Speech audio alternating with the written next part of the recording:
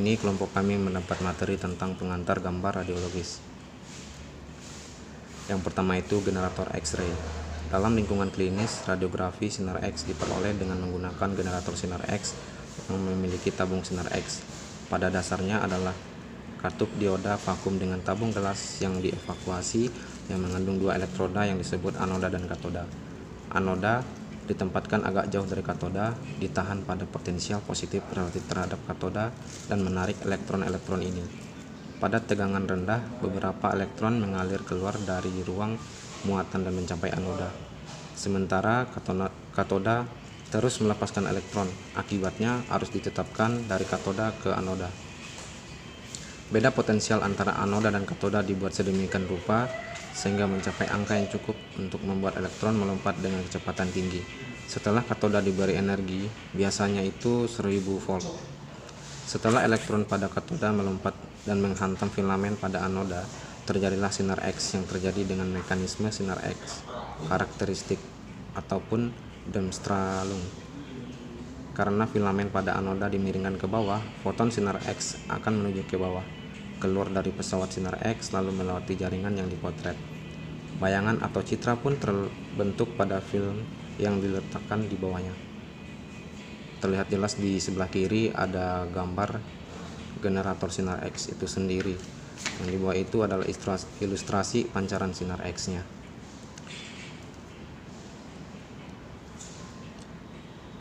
Elektron mengalami deselerasi mendadak saat mengenai bahan anoda dan memancarkannya.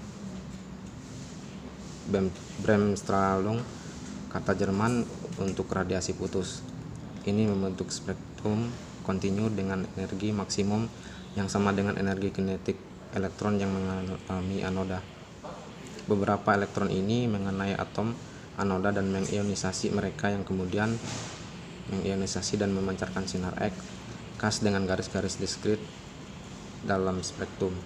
Sinar X Bremsstrahlung terjadi ketika elektron dengan elektron kinetik yang terjadi berinteraksi dengan medan energi pada inti atom.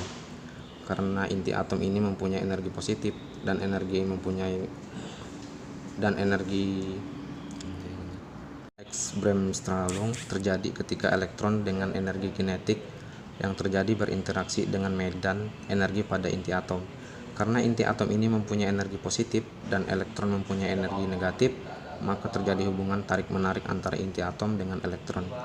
Ketika elektron ini cukup dekat dengan inti atom dan inti atom mempunyai medan energi yang cukup besar untuk ditembus oleh elektron proyektil, maka medan energi pada inti atom ini akan melambatkan gerak dari elektron proyektil. Melambatnya gerak dari elektron proyektil ini akan mengakibatkan elektron proyektil kehilangan energi dan berubah arah. Energi yang hilang dari elektron proyektil ini dikenal dengan foton sinar X.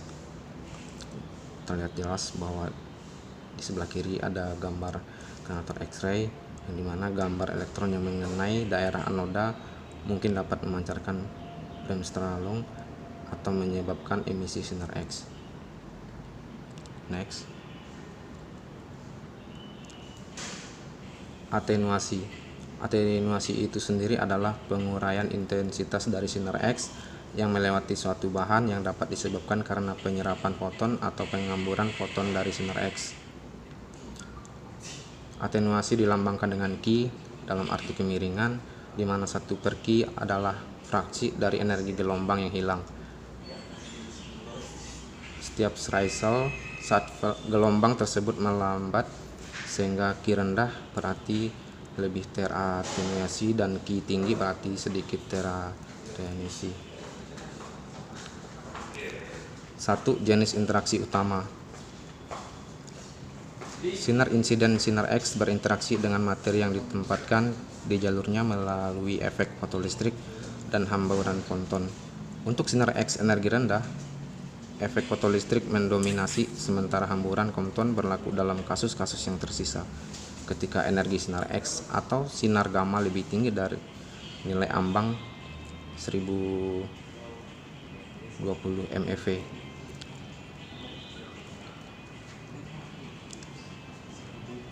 Material yang lebih padat serta ketebalan material yang besar cenderung menghasilkan penurunan intensitas yang lebih besar saat melewati tubuh. Foton sebagian besar diserap dalam tulang, sementara foton ditransmisikan sampai batas tertentu ketika melewati jaringan normal. Akibatnya, peta anatomi diproyeksikan ke film radiografi atau detektor sensitif, dan gambar radiografi terbentuk. Yang kedua itu lapisan nilai setengah dan lapisan nilai 10. Ketebalan material yang mengurangi intensitas terjadinya hingga setelah dari nilai hasilnya disebut setengah nilai lapisan HVL, sedangkan ketebalan yang diperlukan untuk menguranginya menjadi 10 dari nilai aslinya disebut lapisan 10 nilai TVL. Nilai koefisien atenuasi kecil menyiratkan nilai HVL dan TVL yang lebih besar.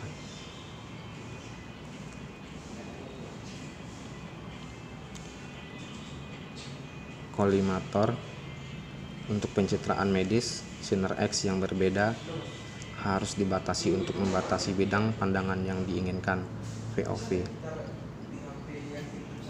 Ini dicapai dengan bantuan kolimator. Selain itu, penggunaan kolimator menghasilkan nilai dosis pasien yang lebih kecil dan juga cenderung mengurangi efek beberapa foton sinar X yang tersebar di Compton, dan akibatnya kualitas gambar juga meningkat. Secara fisik, kolimator umumnya terbuat dari timbal atau zat Z yang memiliki nilai koefisien atenuasi yang sangat besar. Dalam konfigurasi yang paling sederhana, ini terjadi dari dua segmen berbentuk L yang dapat digeser saat ditempelkan sebagai celah kamera. Pembukaan agak jauh dari fokus sinar X, dan dengan demikian sebuah kerucut sinar X persegi panjang terbentuk yang mendefinisikan FOV pada bidang pasien. Kita menjelaskan grid anti sebar. Karena ketebalan substansial dari tubuh pasien, biasanya sinar X mengalami beberapa hamburan. Grid digunakan dalam kasus seperti itu. Kisi-kisi ini terbuat dari foil timbal yang ditangguhkan di tempat seperti aluminium. Jarak antara foil kisi disesuaikan untuk meminimalkan perjalanan sinar X yang tersebar. Bisa dilihat di gambarnya. Ya. Jarak sumber ke detektor atau STD sama dengan D. Sinar X dapat mencapai jarak horizontal kritis atau B. Untuk meningkatkan nilai jarak B pada FOP yang lebih luas, nilai SDD juga harus ditingkatkan, yang memerlukan waktu pencahayaan yang lebih lama dan hilangnya kualitas gambar atau kekaburan gambar. Kemudian dengan meningkatkan rasio T per jam yang dapat dicapai baik dengan meningkatkan nilai T atau ketebalan atau dengan mengurangi nilai H. Keduanya mengarah pada pencapaian kisi-kisi dengan transparansi yang lebih tinggi, dan pada saat yang sama kisi yang memungkinkan jumlah foton yang tersebar berlipat ganda sehingga membunuh tujuan utama untuk kisi-kisi yang terhambur atau anti hamburan. Bisa dilihat seperti gambar di samping. Ya, pada gambar yang pertama, T dan H-nya sejajar sehingga akan terjadi hamburan yang dapat menghilangkan atau membuat pencahayaan atau kualitas gambar menjadi kabur. Sedangkan pada gambar yang kedua, T atau H-nya dimiringkan supaya meminimalisir adanya hamburan. Pada gambar yang kedua, H dan T-nya dimiringkan untuk menghindari hamburan yang dapat membuat kualitas gambar menjadi tidak efektif atau tidak efisien. Berikutnya, layar. Film radiologi yang biasanya digunakan dalam pencitraan diagnostik biasanya cukup tipis dan akibatnya tidak menyerap banyak sinar X yang ditransmisikan oleh objek. Untuk meningkatkan sensitivitasnya digunakan layar. Layar berisi bahan kilau yang mengubah foto sinar X yang tak terlihat menjadi beberapa nomor foton rentang yang terlihat. Layar melipat gandakan jumlah foton sambil mengkonversikannya menjadi rentang yang terlihat di mana sensitivitas film radiologi tinggi. Aksi ganda layar ini meningkatkan sensitivitas sistem hingga 50 kali lipat secara khas. Pada jumlah foton rendah, bahkan getaran statistik yang kecil menjadi penting, sementara pada jumlah foton yang tinggi, ia menjadi tidak penting. Layar meningkatkan rasio signal to noise atau SNR. Bisa dilihat pada gambar di samping, layar di antara gambar di samping di mana objek itu sangat tipis, sehingga apabila terjadi suatu getaran maka film radiologi yang dihasilkan akan tidak stabil. Hal ini yang diperlukan adanya layar. Layar ini untuk mengapit suatu objek supaya tidak terjadi getaran statistik. Kemudian yang berikutnya photostimulable phosphor atau PSP. Bisa dilihat gambarnya di samping. Ini adalah bentuk PSP yang digunakan, sedangkan ini adalah struktur dalam PSP. Ya. Photostimulable phosphor ini yang berfungsi untuk mengubah bayangan laten atau bayangan yang tidak kelihatan pada IP menjadi cahaya tampak. Scintillator atau bahan yang menunjukkan kilau sinar X dapat menunda emisi cahaya tampak yang menyerap sinar X dalam kondisi menstabil sehingga energi disimpan untuk jangka waktu yang lama setelah paparan. Setelah terpapar sinar X, lembaran-lembaran bahan ini atau IP menyimpan energi sinar X dalam bentuk gambar laten atau gambar yang tidak kelihatan yang dibaca menggunakan sinar laser. Paparan sinar X mengarah pada pembentukan gambar laten dalam bentuk elektron yang terperangkap dalam tingkat energi yang lebih tinggi, tepat di bawah pita konduksi. Elektron-elektron ini dapat tetap terperangkap di situs-situs ini untuk waktu yang sangat lama dalam kondisi normal. Kemudian elektron digairahkan sehingga kembali ke pita konduksi yang kemudian jatuh ke tingkat energi yang lebih rendah. Jadi kesimpulannya, photostimulable phosphor ini itu dapat membuat IP menjadi jelas sehingga gambar IP dapat ditransmisikan dari IP yang tidak kelihatan atau bayangan laten menjadi bayangan yang tidak laten. Oke, berikutnya ukuran kualitas gambar. Ukuran kualitas gambar ini terbagi menjadi 6. Yang pertama itu signal to noise ratio atau SNR, yaitu mewakili tingkat di mana sinyal informasi yang berguna menonjol karena adanya kebisingan atau noise.